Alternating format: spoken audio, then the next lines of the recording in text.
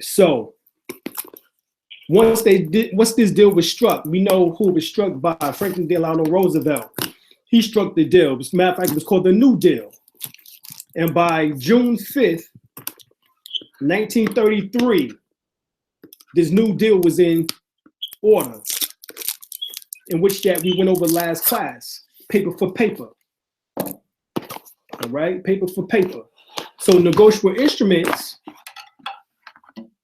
is a form of that. So someone read for me negotiable instruments from Black's Law Dictionary, or either any one of those dictionaries that we just previously mentioned.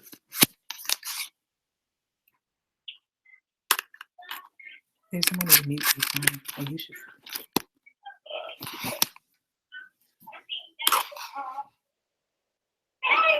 So it's on when it's read.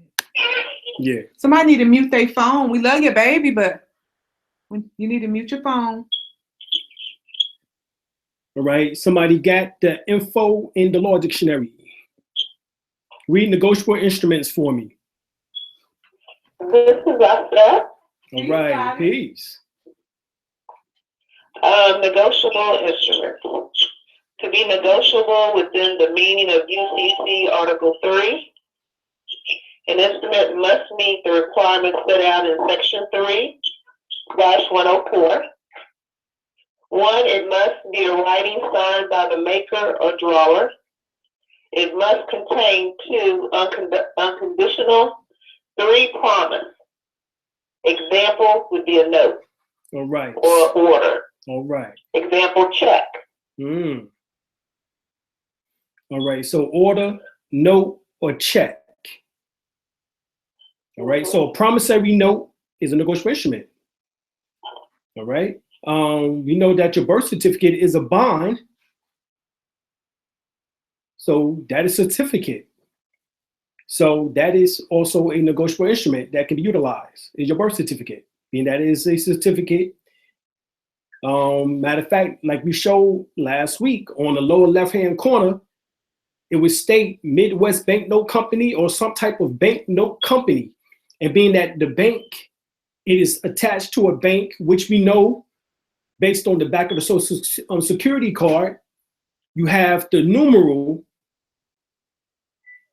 all right? You have the letters and then the numerals, all right? There's 8 numerals and then the letter alphabet that precedes them, all right? That precedes them. Now, remember, we went over what those were, all right? We went over what those were, all right? Remember what they were, right? Did anybody write the information down?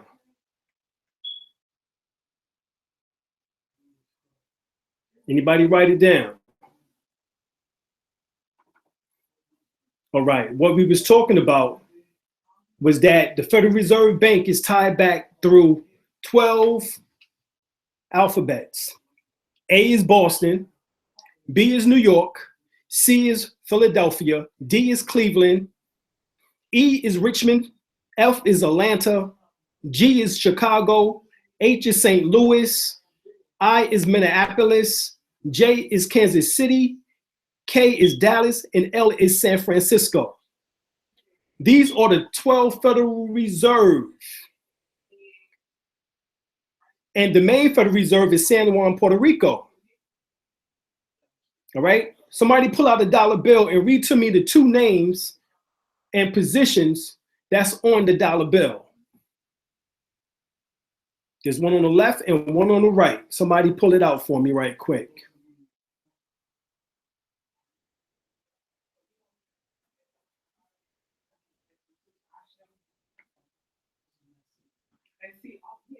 The 2 numbers on the front.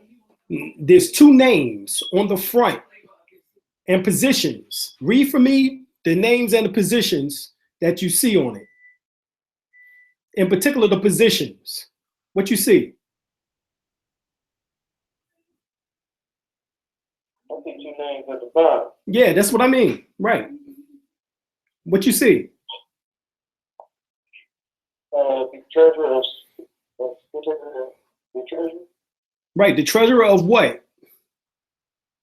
Let's say United States. Right, so the treasurer of the United States. And what name is on there that you see under the position treasurer of the United States?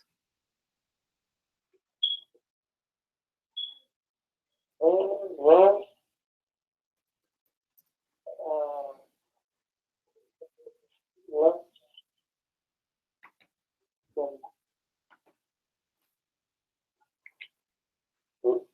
I think it's that last time, people real. All right, what's the other name that you see on the other side?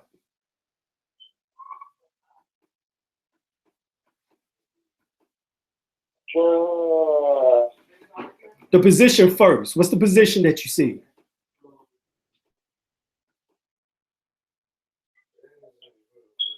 Well, and I was position with the Secretary of the Treasury. All right, so you see the treasurer of the United States and the secretary of treasury. Those are the two positions, right? Yes. All right. All right. Now, who's the treasurer of the United States currently until next week or so? You know what I'm saying? Right now, the treasurer of the United States is Jacob Lew. Yeah, Jacob Lew. Jacob or Jack Lew, right? Yeah. All right. So that's who's the treasurer of the United States. You mentioned another treasurer. What's that treasurer name or what's that treasurer position? The Secretary of the Treasury. All right. So the secretary of treasury is the one who is the CFO over the Federal Reserve Bank. Essentially, or was nominated or selected by the Federal Reserve Bank.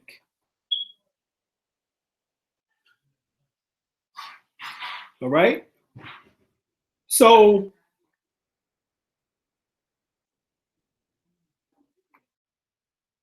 who is the current, do anybody know who is the current treasurer, secretary treasurer? Anybody know?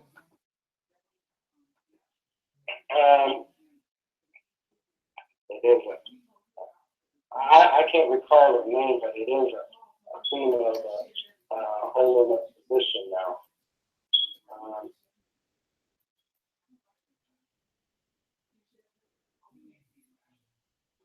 Right. Okay.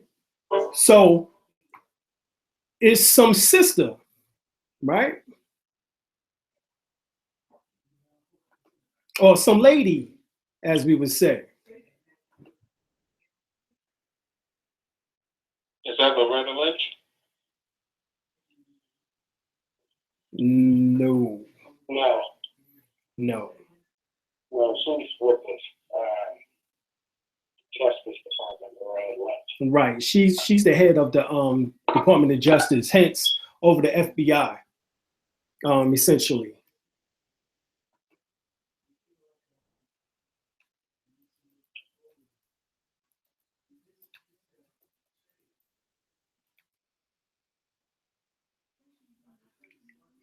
Anybody know?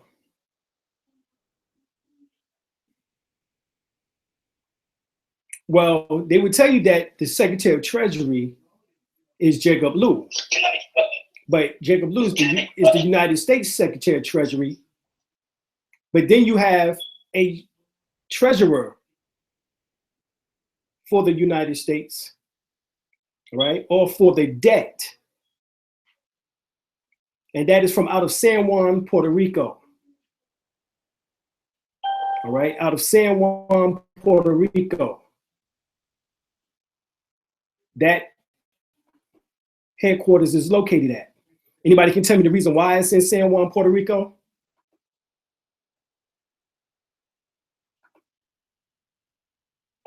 Puerto Rico, one of the holdings of the United States Army. that they supposedly owned or captured or during one of the wars. But they're and that's the home of the IRS Exactly. in Puerto Rico. Right. That's the home of the IRS slash the constituents or daughter of the Federal Reserve Bank, which both of them was formed in what year? 1913. Okay? Both of them was formed in 1913. Now, so when this deal was struck by Franklin Delano Roosevelt, president at that time in the 1930s, he made the fiat notes, FRNs, and it was no longer backed by something of substance. Just like when Dorothy got wished off or caught up into a tornado, that was in where? That was into, from out of Kansas into the land of Oz. Oz is short for ounce or ounces. The first place she is told to go is to the yellow brick road after she gets her ruby slippers. The first being that she meets on the yellow brick road is the straw man, who is known as the scarecrow. The second is the tin man, taxpayer identification. So the straw man is the birth certificate. The tin man is the tax identification number. So social security number. So this is symbolic to the two things in which that transformed you into an artificial person. That's what that is symbolic to. Because the bond, everything for this debt is predicated upon that bond, which is the birth certificate. This is why on the back of the Social Security card, you have what is called a prepaid levy bond number, which is the IMF number, International Monetary Fund number. That is the number that I just told you about, in which that is connected to those particular banks that we made mention of.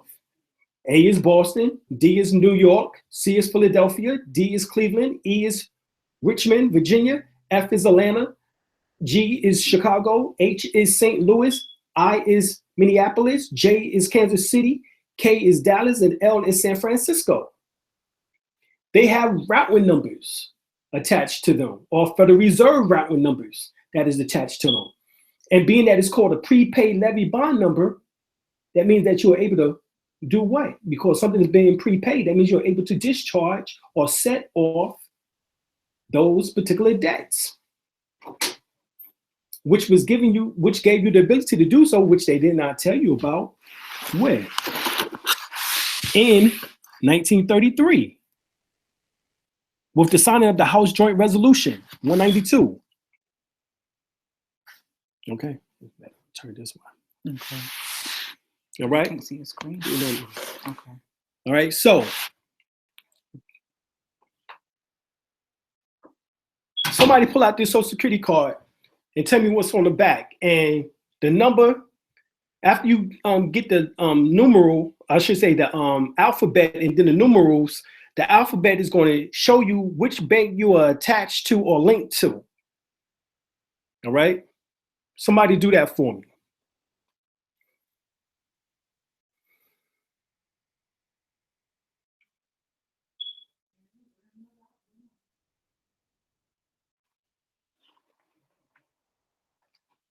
What number you got? I mean, what alphabet you got? I don't even need the numbers. What alphabet you have?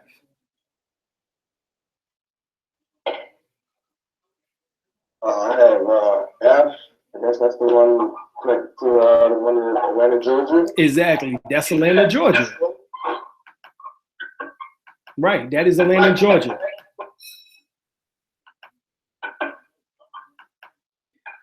All right. So the routing number for Atlanta, Georgia. Hold on. We got to mute the background.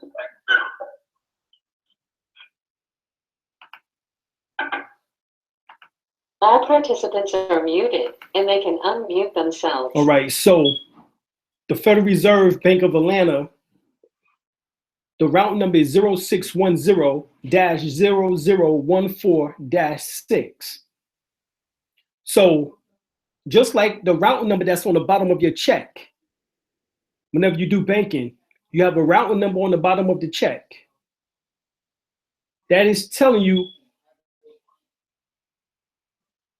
right? What does that route number at the bottom of the check give the ability to do? Because remember, that line that you just signed over actually is not a line. It actually is authorized representative. It states that you're the authorized representative. Why are you signing your name onto a check that states, if you had a magnifying glass, authorized representative? Who are you representing? You're representing that name in all caps, which is the straw man. Somebody read straw man for me. And you can unmute yourself. Somebody read straw man for me. Or strawmius homo. You can read both of them if you can find them real fast.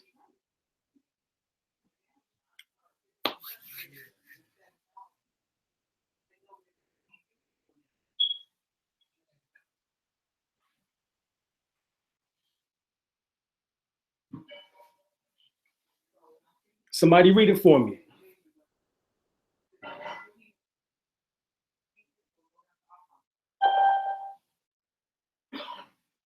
Hello? Peace. Yes, we got you. Yeah, you got it? Malik. All right, brother Malik. Yes, straw man. Strawmius homo. Read it for me. Strawmius homo is a man of straw, one of no substance, put forward as bail or surety. All right. What is bail?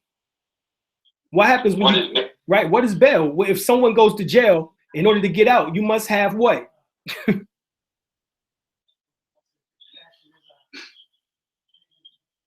Hold on. If someone, you must have bail, right? So what is bail?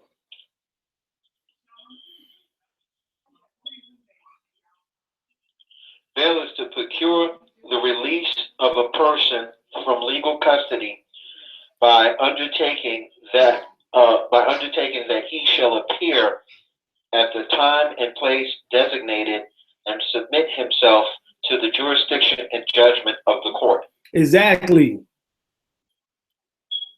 So bail is a way in order to release you, but yet at the same time make you come to court to be under their jurisdiction. Because they're stating that there's a law, which, how colorable as it is, a colorable law that you have violated. It's called a statute. What is a statute? Somebody read a statute for me.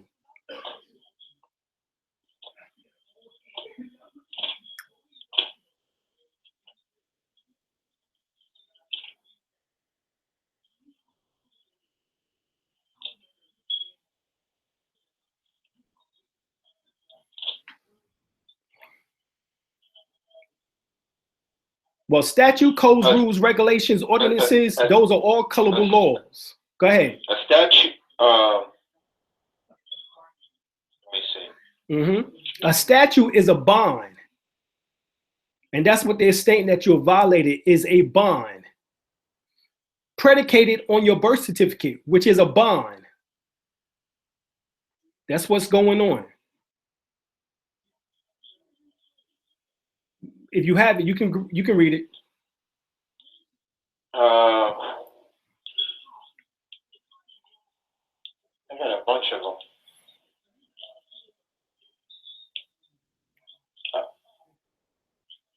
And afterwards, someone can read color of law for me. Brother L, I see you just came on. If you can't get your Black's Law Dictionary. Statute is an act of the legislation declaring, commanding, or prohibiting something.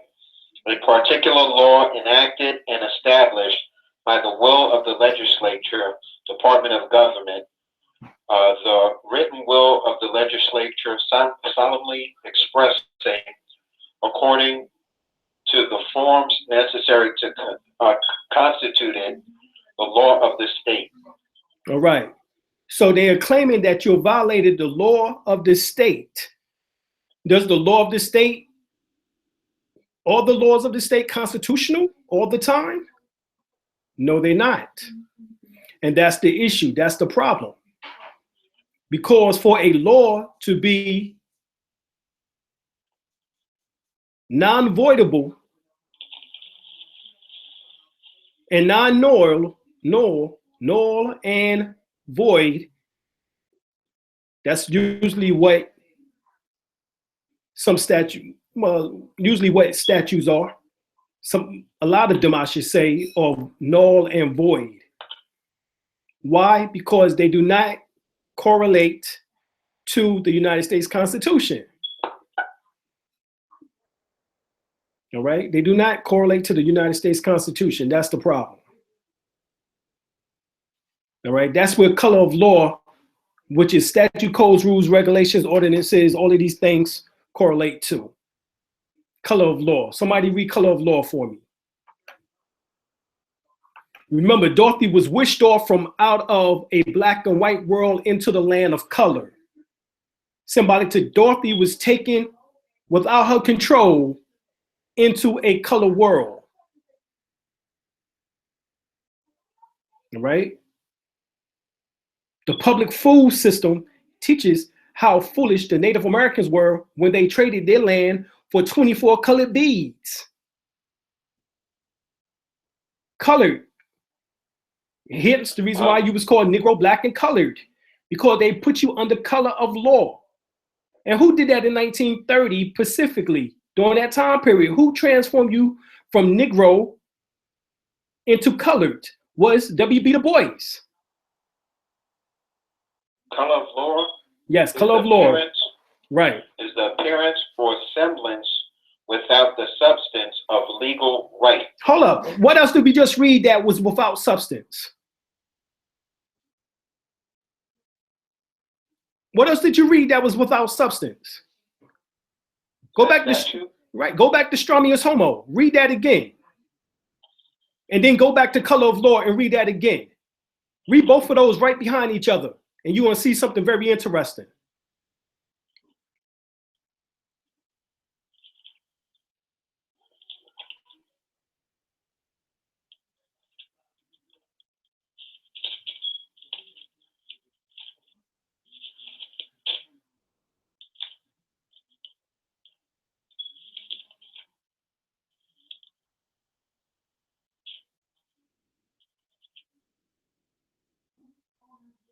You got it? Yeah, I'm trying to get it. All right. It says Stromius Homos, right? Right, read that.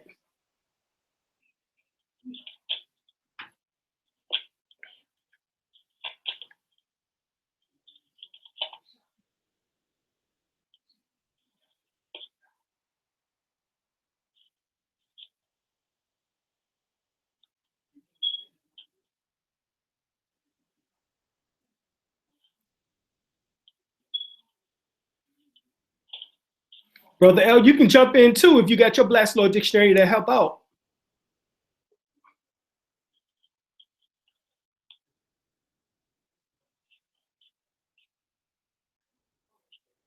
I can't find Stromius Homos. All right. Somebody just read it for me a few minutes ago. If y'all can find it again, find Stromius Homos and you read Color of Law for me once Stromius Homo is read. I guess what they say is true. History unlearned is destined to repeat itself. And this is exactly what's going on. And what is a repetitiveness? You know, when someone does something over and over again and expect different results, that's a sign of insanity. Right? So the Wicked Witch of the West, which is symbolic to the West, the Western civilization, which is controlled by the Rockefellers, by behest of the Rothschilds, who's the Wicked Witch of the East, who was the banking advisors for the Vatican. And that's how they got rich with trillions of dollars and hundreds and billions of dollars that the Rockefellers have came by way of their association with the Rothschilds. So the Wicked Witch of the West is symbolic to the European bankers, and specifically their ties here. And it says, what did she want? She wanted their slippers, and her slippers were the ruby slippers. But in the book by Frank Braun, the slippers was actually silver. All right. That's how strong is homo. All right. So just as the European bankers wanted American silver and gold supply, that's what it's symbolic to. Read for me that. Read for me. Homo is a man of straw, of no substance. Okay. Put forward as bail or surety. All right. So you just said that a straw man is of no substance. All right. Remember, the straw man in the Wizard of Oz, he was looking for what? He was looking for a brain. A brain. Right, because he lacks substance.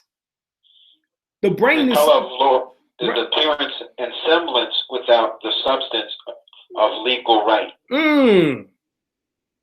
So whenever they transform you into a straw man, which is your name in all caps, you lack substance. So therefore, they had to wish you off into where? The land of color. Hence, colorable law. Remember Dorothy? She got wished off by a tornado from out of where? From out of the America of the United States, known as what? Kansas. And she got wished off into the land of Oz. Remember? All right. What was the science behind that? Well, remember, the science was that between 1916 and 1933, most of the American gold was rounded up and aided by President Franklin Delano Roosevelt. Physical problems may well have symbolized America's crippled state, because he was crippled, all right? He had some type of rehabilitation dis-ease. Unrehabilitated dis-ease. So the gold went to the Federal Reserve, private bank. They told you that the gold went to Fort Knox. Then it was transferred and shipped off by the Fed owners to England and Germany. And who's over England?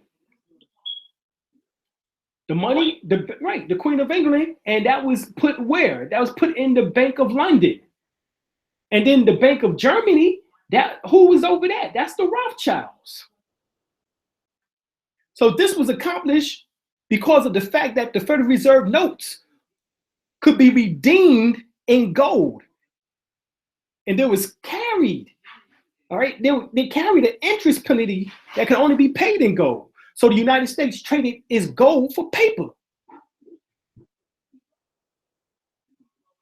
It's no coincidence that Maya M. Rothschild, his family, through Cecil Rhodes, and Cecil Rhodes killing 25 million Africans, was able to have $600 trillion in gold in his basement.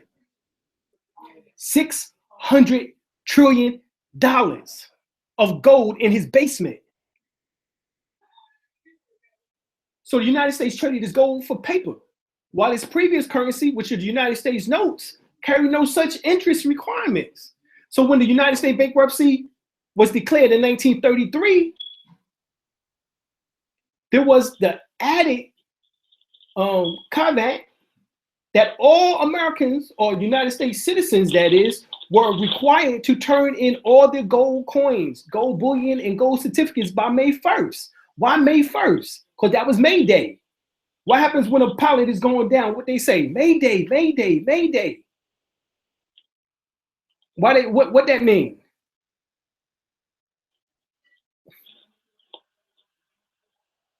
It means some type of danger is happening, right? All right, so just put this together. So Dorothy, right, and her name was Dorothy Gale. Now check out her last name, Gale.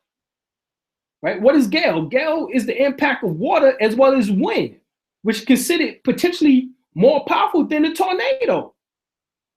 and her last name was Gale. Yes. I just had a quick question. So what's your take on why, given everything you just provided, the facts and history, why do people say that America's the richest country in the world?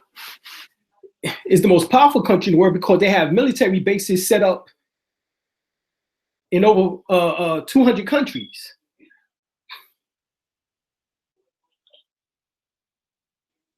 Around the world. That's why.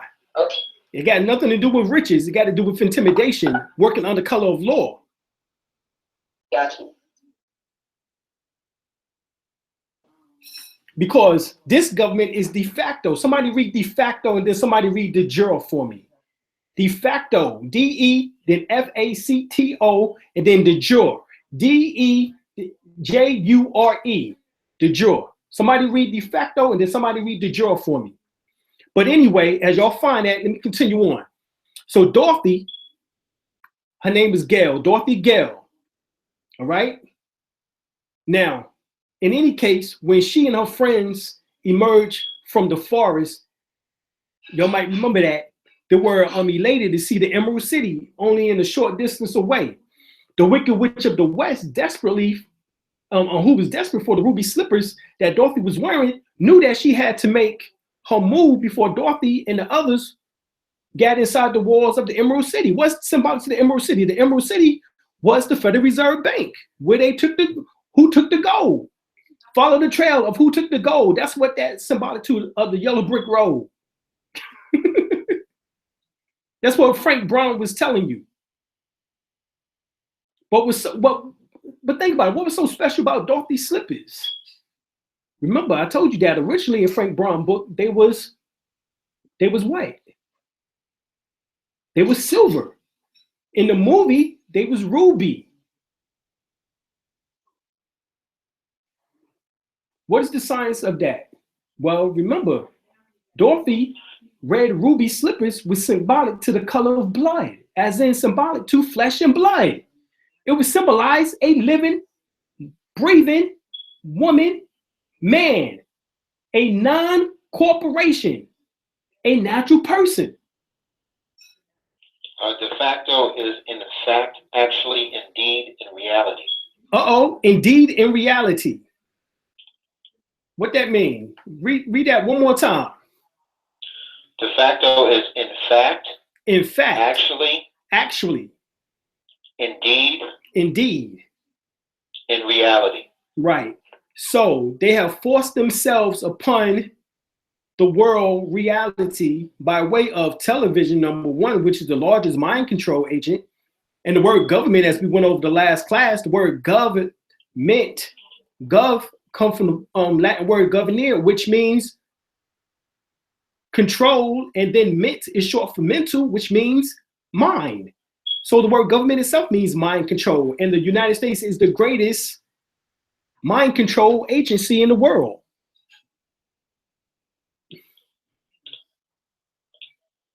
All right, somebody read the juror for me. Or as y'all looking for it, I continue on. So as she, as her slippers symbolize private as opposed to public, right? Even your social security card uses red serial numbers, signifying a private side account and is attachment to the public side. So on the front of the social security card is the public side, which is your employee's identification number. But on the back is the number in red, which symbolizes the private side, which is the IMF, the prepaid levy bond number, prepaid. When you hear somebody say something is prepaid, what that means to you?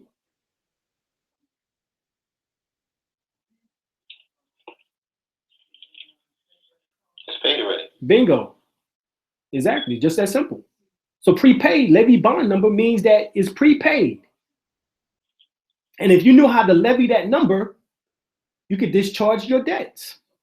So it's likely that the ruby slippers symbolize the blood in the veins of the American people, as opposed to the citizens of the United States or the United States citizens. With the blue and black ink on the birth certificate is the corporate blood.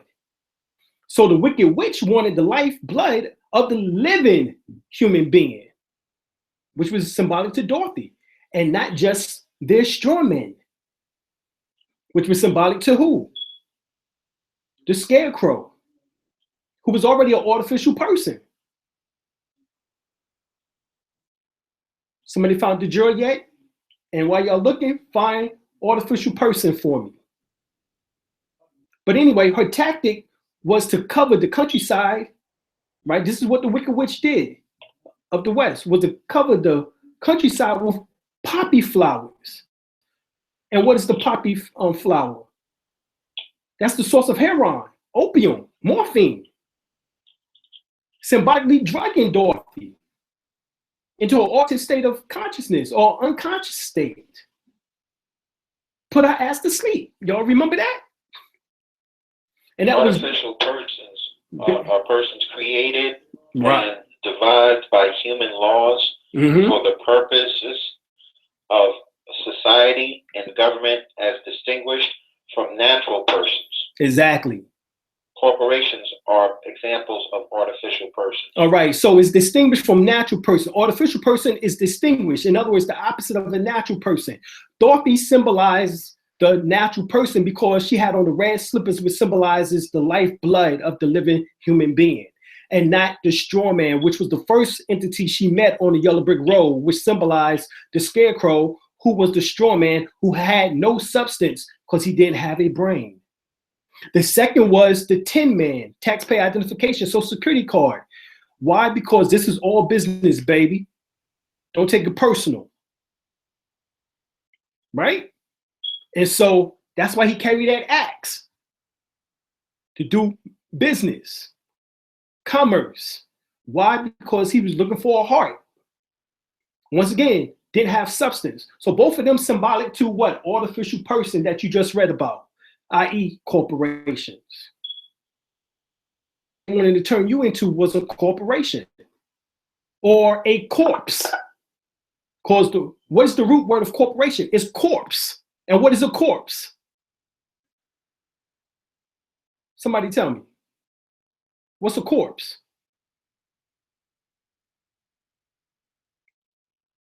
Come on.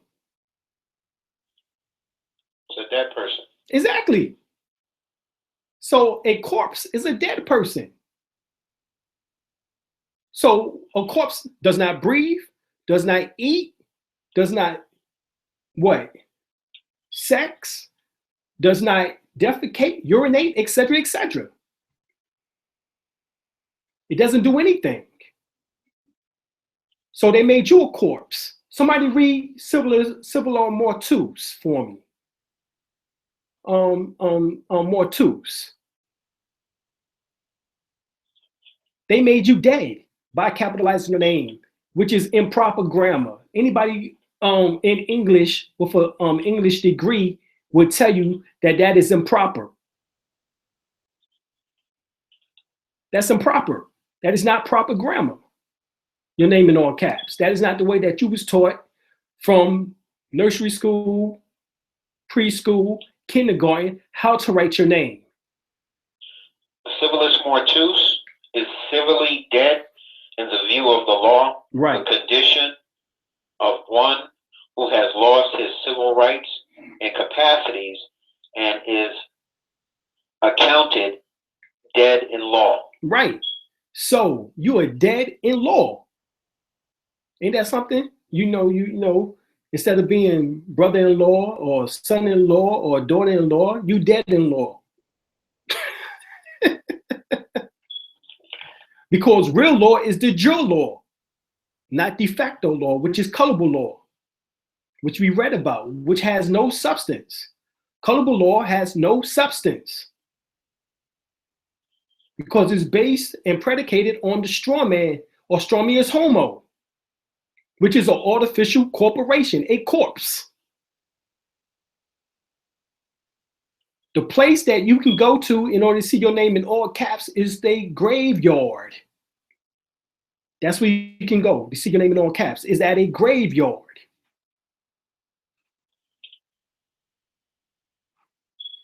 So they put Dorothy to sleep, they drugged her, right, into an unconscious state. And that was for the Wicked Witch of the West could do what? Step in and snatch the slippers. So that basically is the dole the census of the American people, right? And then slip in and swipe the gold. Somebody read the juror for me.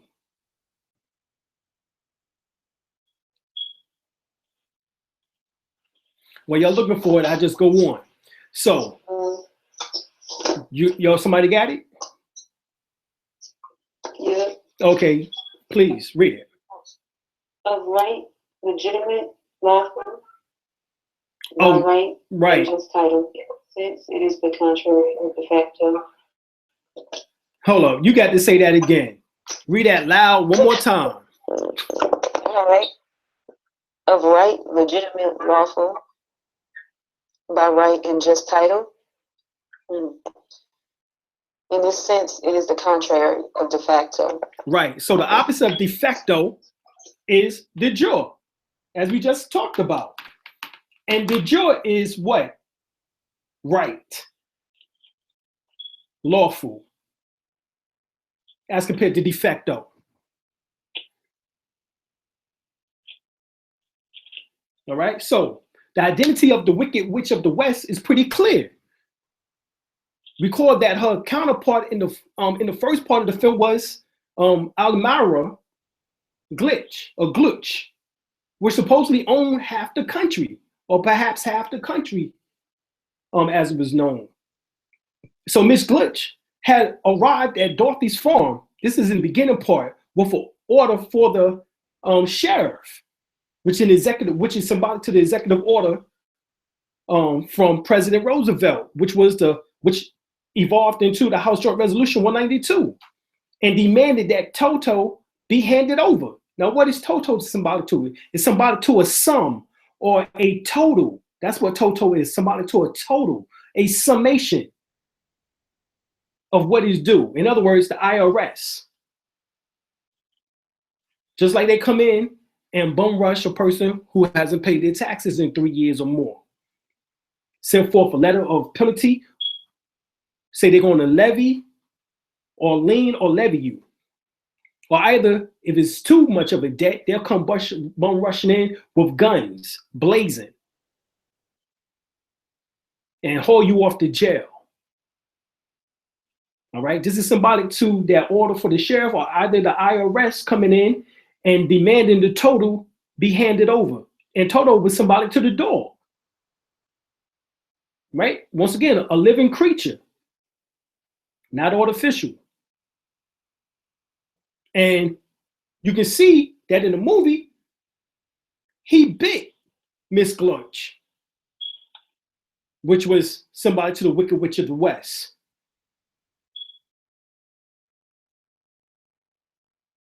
All right, that's what happened. Just go back and watch the movie. There's some deep science in it. So despite, Aunt M's assertion about Toto, because she was saying that he's real gentle. He's gentle with people, that is. But Miss Glitch pressed her case saying that to withhold Toto would be to go against the law. This is what the IRS always say. If you do not file your taxes, that's against the law. Ask Sherry Jackson what happened. Look up Sherry Jackson on YouTube. She once worked. She worked for the IRS. And then she found out that there was no authority or no authorized statute stating specifically that you had to pay taxes, that it was voluntary. So when Dorothy refused to surrender Toto, Miss Glitch lashed out.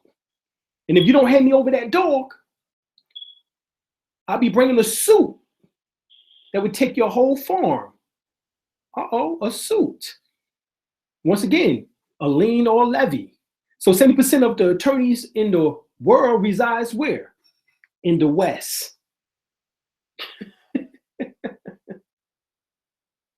70% of the attorneys in the world resides right here in the West, in the United States. Corporation. And 95% of all lawsuits in the world are filed under the United States jurisdiction. So the Wicked Witch of the West, Miss Glitch, who was dressed in black, was symbolic to the colors of the judge's robe.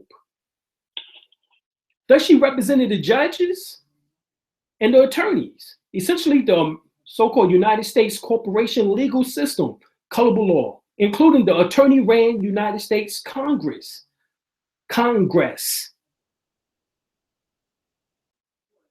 Right? These are the executioners and primary henchmen for the transferring of wealth of the United States corporation from the people to the banksters. And to uphold that debt and to calculate the debt, because you are now collateral or been transformed into collateral,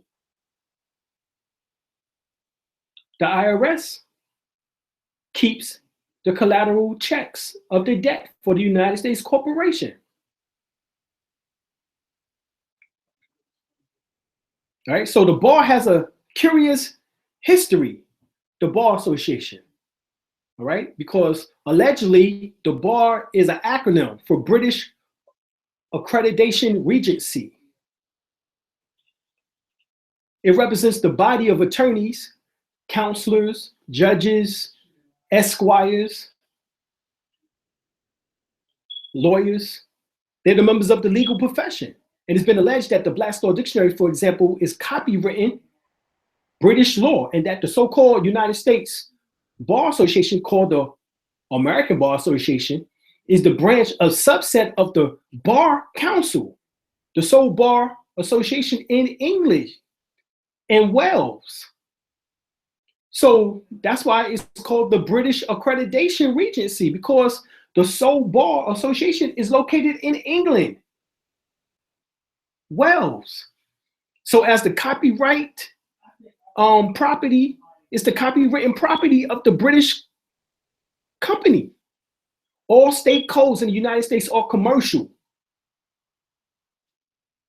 Even criminal crimes are commercial. If you was able to pay a certain amount for the crime committed, you would be able to be out of jail. So it's the private British-owned law. So attorneys may even be worse, if possible, than we thought, because that means that they have sold out the United States and actually are foreign agents to the United States, because they are agents for the British government. So apparently the Wicked Witch of the West is nothing more than an operative of the crown heads of Europe, who are owned by the banksters, the Rockefellers and the Rothschilds, and desperately wants not only to have the precious minerals, but the lifeblood of the American labor, i.e. you.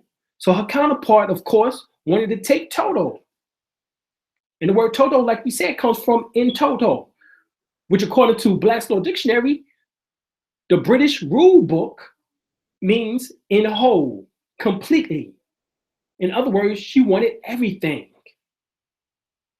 So once Dorothy and the so-called quote-unquote gang had encountered the mighty Wizard of Oz, they initially fell for the illusion.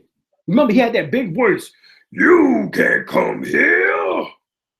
Who are you?" But Toto, came in and pulled that damn curtain back. And they quickly realized that the wizard was nothing more than a con man. And even when he supposedly helped Scarecrow about getting a brain, he cited the land of E pluribus unum, which is Latin, on your money for out of many, one.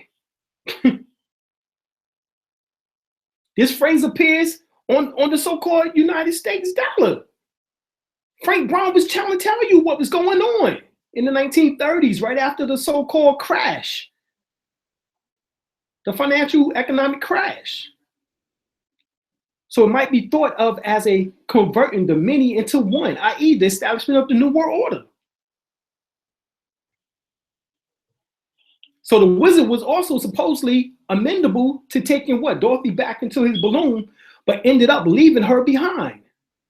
Fortunately, the good witch of the north, which what? Would that be Santa Claus? Stepped in to tell Dorothy, you don't need to be helped. You always had the power to go back to Kansas. And all she had to do was what? Use her slippers, click her heels 3 times. 3 times. Well, that's interesting because you was made 3/5 of a human being in Article 1, Section 2 of the Constitution. Y'all get that? You was made 3/5 of a human being, of a person in the Constitution. Now, that means that you was made an artificial person since the formation of the Constitution, Article 1, Section 2.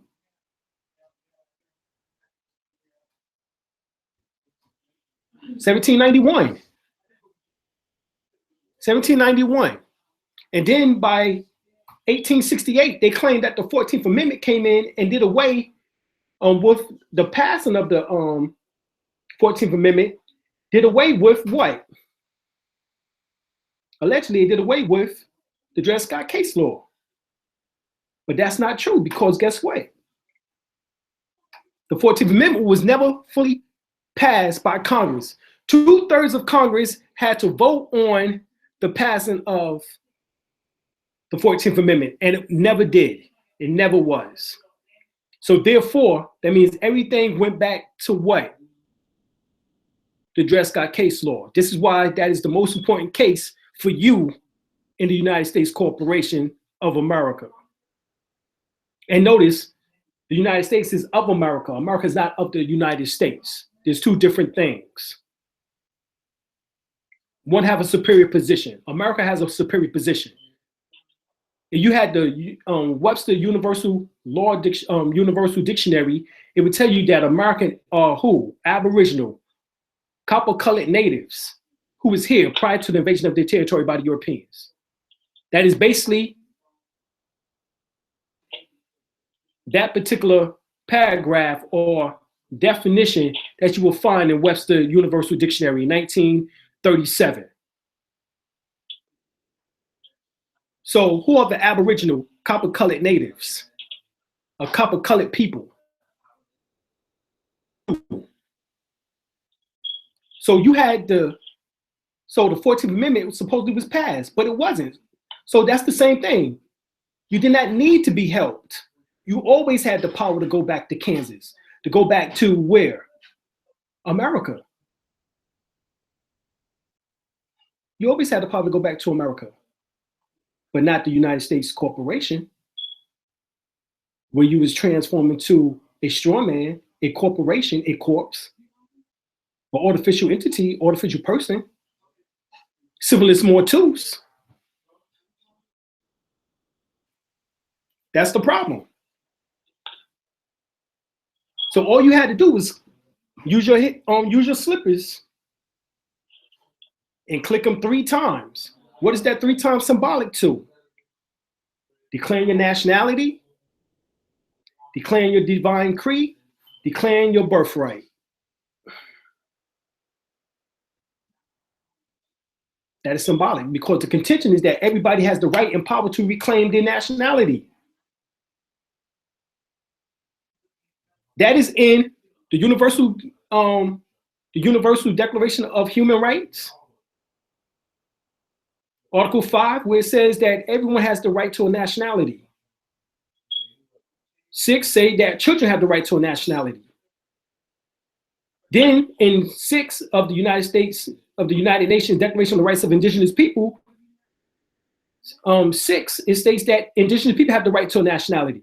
So you have the right to a nationality, but you just forget the act of reclamation, the remedy and recourse is telling that the banksters that you are no longer collateral, i.e. filing with a Secretary of State or a Register of Deeds or the Clerk of Civil Filing of Superior Court. Because the IRS, which is the Internal Revenue Service, is the accounting firm and collection agency for the private Federal Reserve Bank, which has been constituted under the UCC in 1954 and operating strictly in that realm ever since. So filing or not filing income tax return becomes an interest study in itself. Just be sure to do your own research. So the title of the movie also carries a message. A wizard, of course, is a very clever or skillful person. Oz, on the other hand, is abbreviation, like we said, for ounces. So this is already telling you that somebody who's trying to wish something away and wish that was once yours, mysteriously, magically, delicious type of shit is taking place. So, which is always the unit of measurement, right? Ounces is always the measurement for gold, silver, and other precious minerals or metals, right? Even for large quantities of gold, etc., the amount is expressed in millions of ounces of gold and not tons or pounds here in the United States Corporation. So in the end, i.e. Dorothy, the American people, and Toto made it home. There is, in fact, remedy and recourse in law. It's been disguised, camouflaged, encoded. Remember, we just finished reading about colorable law. Read color for me. You read color of law. Read color of office and color for me.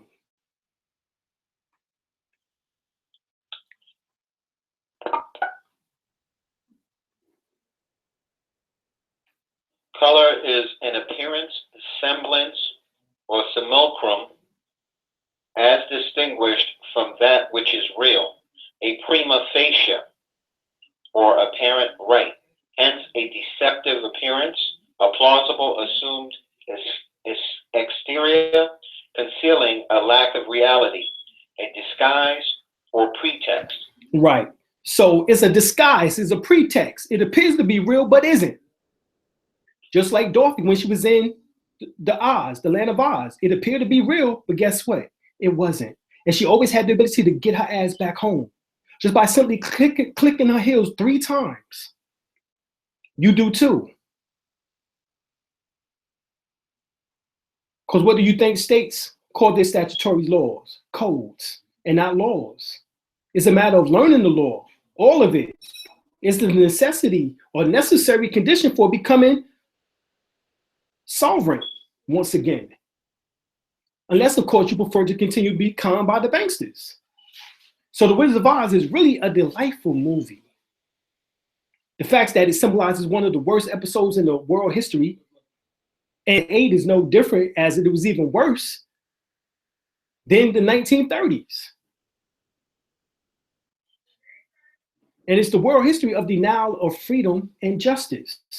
And this is what all these false flags have been about over the last 8 years.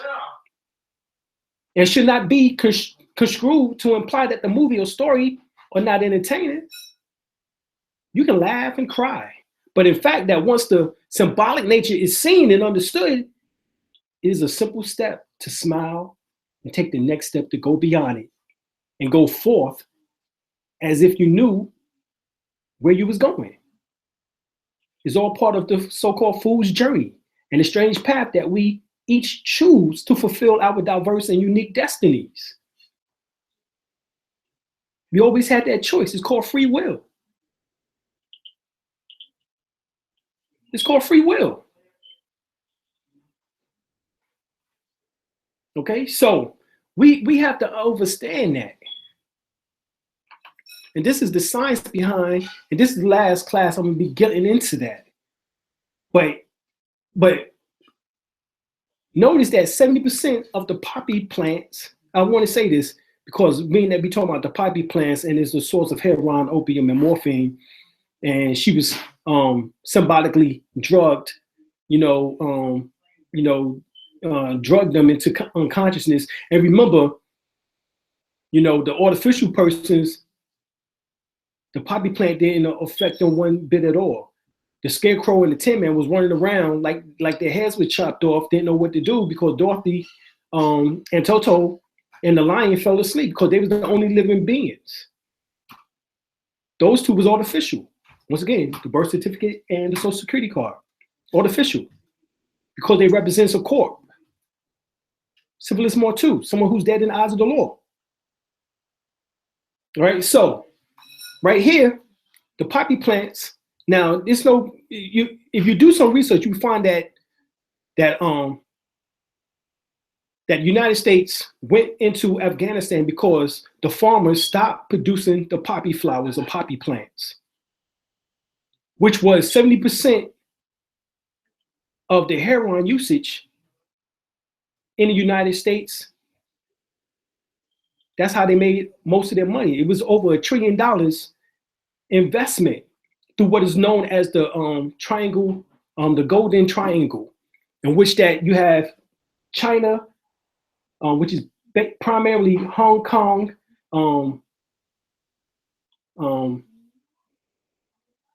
Afghanistan, and the Middle East, in which that produced that Golden Triangle, in which that the drug trade and the CIA would bring the drugs in, which is the heroin movement, and put it on the streets. And we know this to be a fact. Talks about it. He talked about it back in the days, how the CIA agents came to him and hit him off with the drugs, and that was to produce the crack era. But now the heroin thing is back in movement because the United States went to Afghanistan and got them farmers back to producing the heroin, which is opium and morphine, to put Negroes to sleep. But remember, Good Witch Glenda came in, and she was the Good Witch Glenda of the North, and she came in, and what did she do? She let it snow. Let it snow. Let it snow. That's Boys the Minute for y'all don't know. All right, so the crazy thing is that it snowed. That was symbolic to cocaine. Snow. And cocaine gets you up. Poppy, which is heroin, opium, put you down, put you to sleep. So in order to wake her up, it snowed.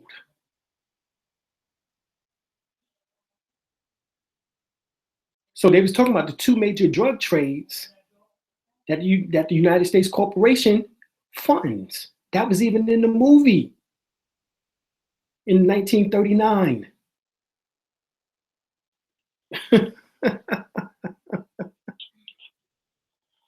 Deep.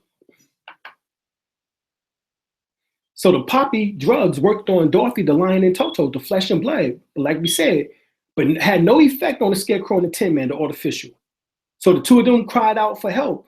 And that's when the Good Witch Glenda came, and she answered their prayers with a blanket of snow, the stimulant, which nullified the narcotic effects of the poppy plants, right? So at this time, apart from marijuana, heroin, and cocaine in their various forms are the most available drugs in America. Is that a coincidence? I think not.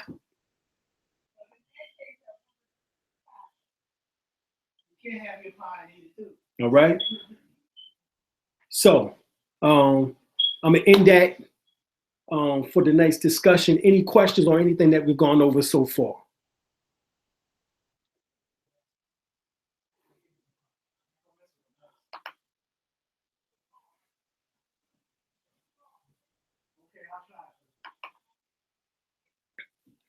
No questions? Okay. All right. I got a question. Okay, there we go. All right, there we go. Come on.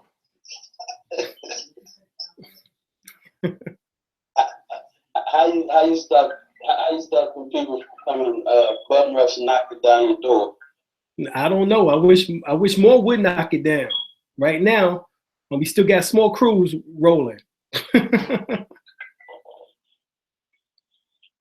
Oh, I didn't get the banks with the alphabet. Oh, okay. All right. So if you go back to that, you will find out that, like what we was talking about, both alphabets, which is linked to each of the 12 Federal Reserve banks. A is Boston, B is New York, C is Philadelphia, D is Cleveland, E is Richmond, F is Atlanta, G is Chicago, H is St. Louis, I is Minneapolis, J is Kansas City, K is Dallas, and L is San Francisco. So what was after St. Louis? Minneapolis. St. Louis was Minneapolis. Right, I, which is Minneapolis. And then Dallas and Kansas City? No, J is Kansas City, K is Dallas, and L is San Francisco. Okay.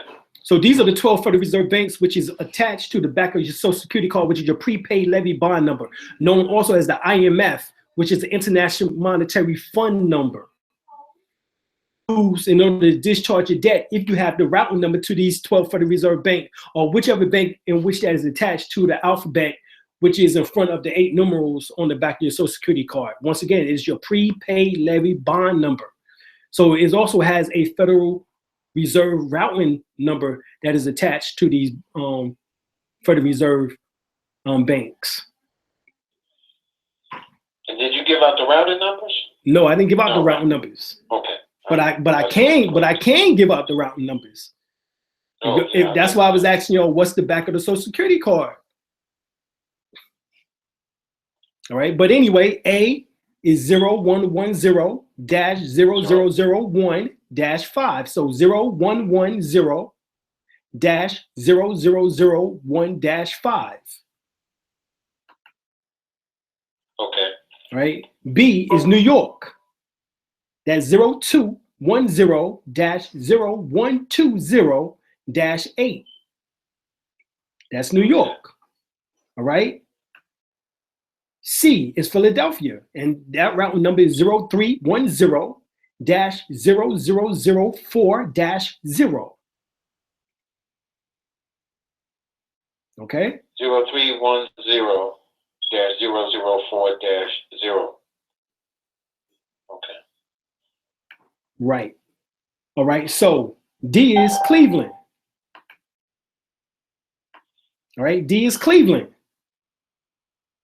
And that is 0410-0001-4.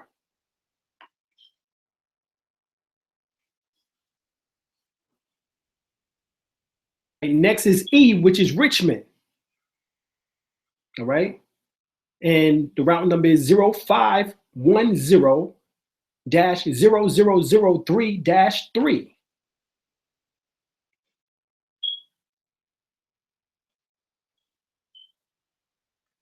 Next is F, which is Atlanta. And the route number is 0610-0014-6.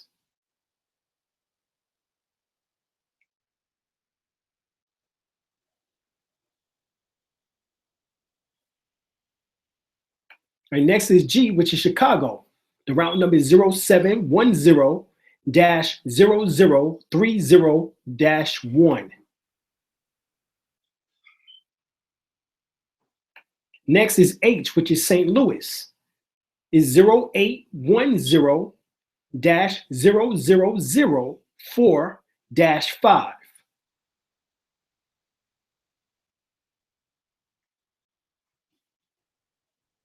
Next is I, Minneapolis. The route number is 0910-0008-0.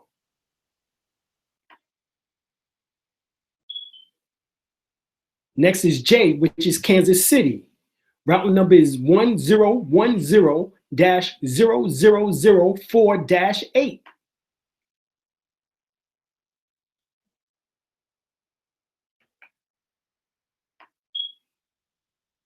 Next is K, which is Dallas, Texas.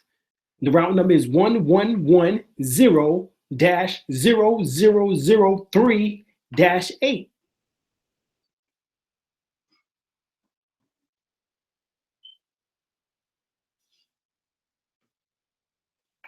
right? The next number, well, the next one is L, which is San Francisco, all right? And that is 1210-0037-4, right? So these are the routing numbers that you put on your money order or your promissory note or your bond when you're engaging in business, so that it would be private. Everything would be on the private side. On your envelope, and on your letter, you will make sure that you have confidential or private stamped on your information, so that they know that this is dealing with the private side. This is how you keep things private.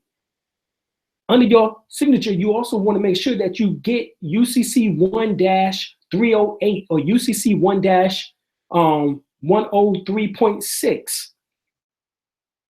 308, UCC 1-308 is what helps protect your signature, your autograph, and keep corporations from lifting your autograph, your signature, and attaching it to another document, which is de facto, but they do it all the time. This is how they sell your information to collection agencies.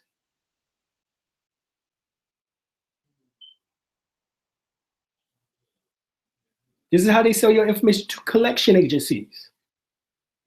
And if you ask them, well, what's the original? Reserved?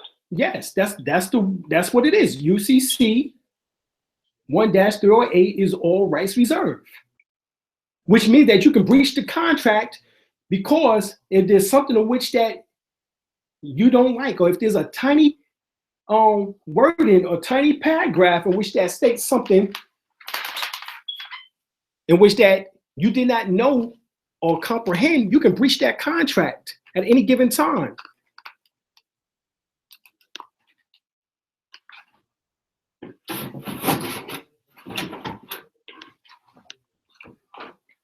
Okay? And UCC 1-103.6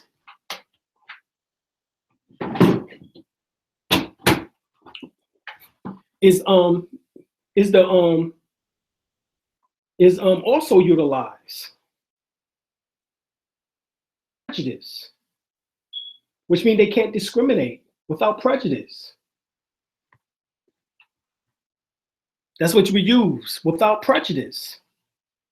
So when you sign it, you put it under your name, or you sign it big and put it inside your name? Not big, but inside your name would be fine. You can actually write it first and then autograph it over top of it. That's the easiest way. That way it's not so undetectable. Because if you try it and they see it, sometimes they would tell you to redo it again. And they'll be looking for you to try to do it again. So you want to be able to try to do it because they understand that you can breach that contract by doing so.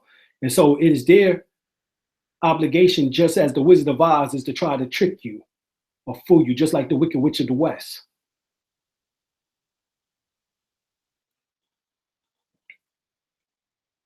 It's fraud, baby.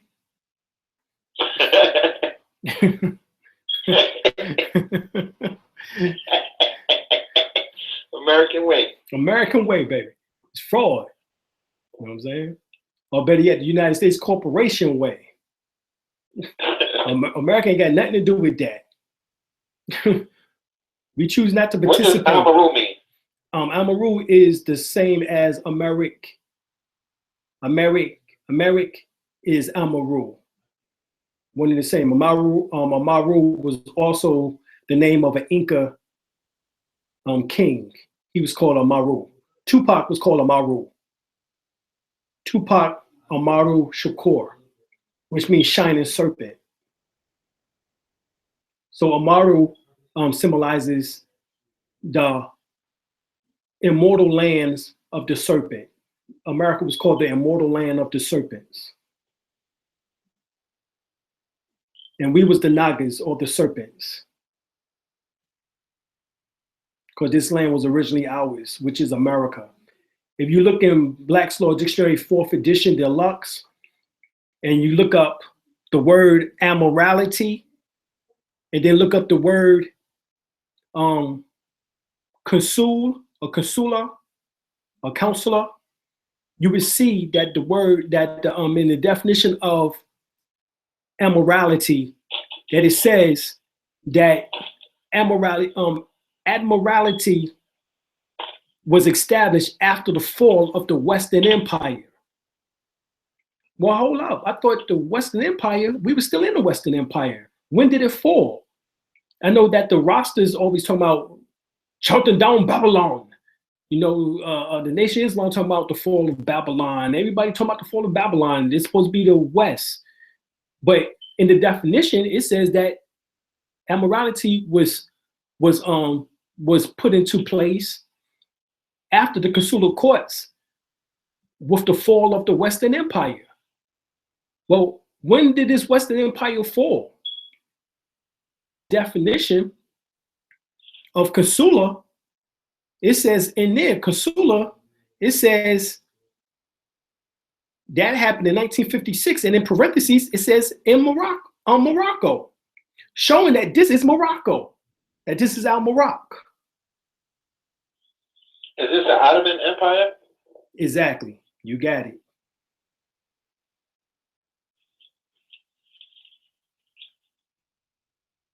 That was the Ottoman Empire that lasted up until 1914.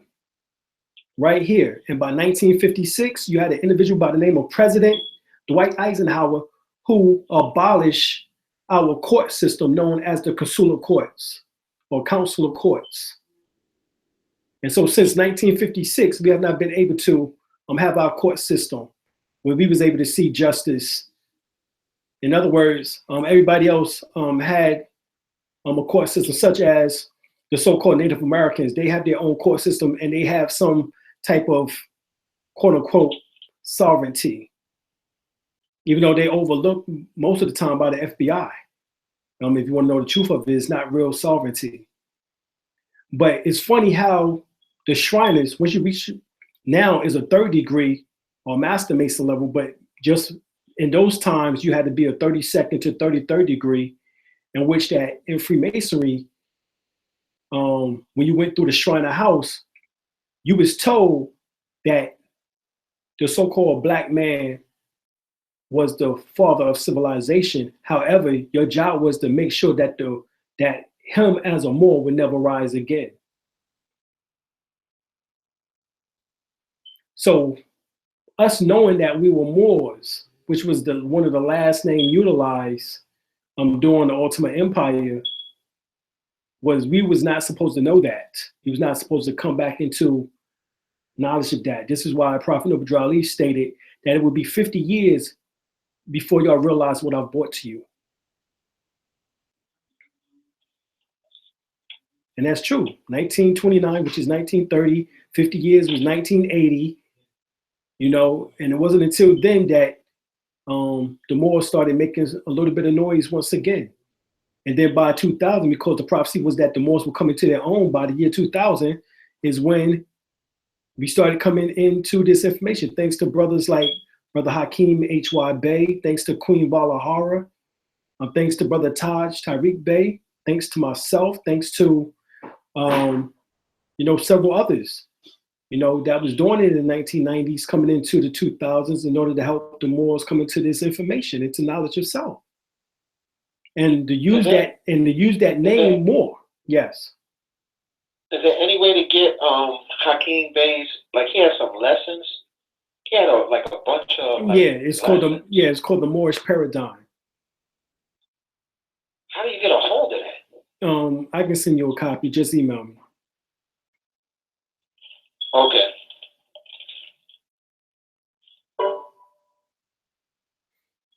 All right. Any other question before we go? No, thank you. All right. Thank you very much. Oh, you're welcome. All right, so we out. We're gonna see y'all back again Monday. All right, so Monday, we check everybody out. Peace. Peace.